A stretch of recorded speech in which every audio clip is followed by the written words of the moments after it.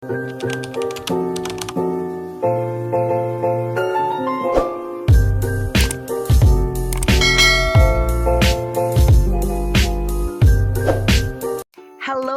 guys! Welcome back to my YouTube channel, and for today's video guys, tuturuan ko kayo kung paano gawin ang ghost panel at mag-open ng panel na kahit nakaupo ka sa crown set. Ayan guys, let's get started!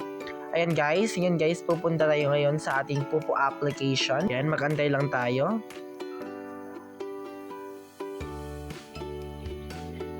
And ayan guys, yan yung mapapapa-up sa inyo kapag kayo ay naka-open na sa inyong Pupo application. Punta lang tayo sa live, party, pindutin yung party, ayan. So pagkatapos pindutin yung party, papasok ka sa kanyan, ayan. Pagkatapos, i-close ang ating camera. And also mag-mute din tayo. Pagkatapos ma-off yung camera, ayan, pindutin ang tatlong linya, i-clear all, ayan, or close all. Ayan guys, so ayun na yung close panel guys, nagpa-panel ka na, and also pag open mo, ayan, pwede ka nang gumala-gala. Thank you for watching guys.